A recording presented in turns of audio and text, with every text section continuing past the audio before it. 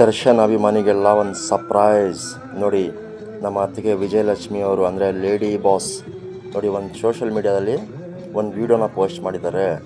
ಆ ಹೀರೋಗಳು ಮೈಕ್ ಹಿಡ್ಕೊಂಡು ಹಾಡಿದ್ದಾರೆ, ಆದರೆ ನಮ್ಮ ಡಿ ಬಾಸ್ ಮಾತ್ರ ಯಾವತ್ತೂ ಮೈಕ್ ಹಿಡ್ದೇ ಹಾಡಿಲ್ಲ ನೋಡಿ. ಇದೇ ಫಸ್ಟ್ ಟೈಮ್ ನಮ್ಮ ಡಿ ಬಾಸ್ ಮೈಕ್ ಹಿಡ್ಕೊಂಡೆ ಹಾಡ್ತಾ ಇರೋದು.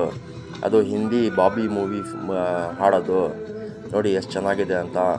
ಎಲ್ಲ ಅಭಿಮಾನಿಗೆ ಒಂದು ಒಳ್ಳೆ ಸರ್ಪ್ರೈಸ್ ಕೊಟ್ಟಿದ್ದಾರೆ ನಮ್ಮ ಅತ್ತಿಗೆ ವಿಜಯಲಕ್ಷ್ಮಿ ಅಂದರೆ ಲೇಡಿ ಬಾಸ್ ಅವರು.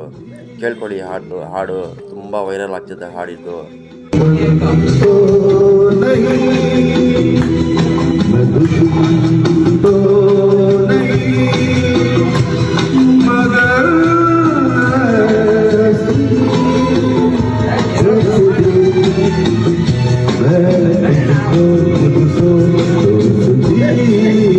ಈ ವಿಡಿಯೋ ನಿಮಗೆ ಇಷ್ಟ ಆದರೆ ಒಂದು ಲೈಕ್, ಕಮೆಂಟ್, ಶೇರ್ ಅಂದರೆ ಫಾಲೋ ಮಾಡ್ಕೊಳ್ಳಿ.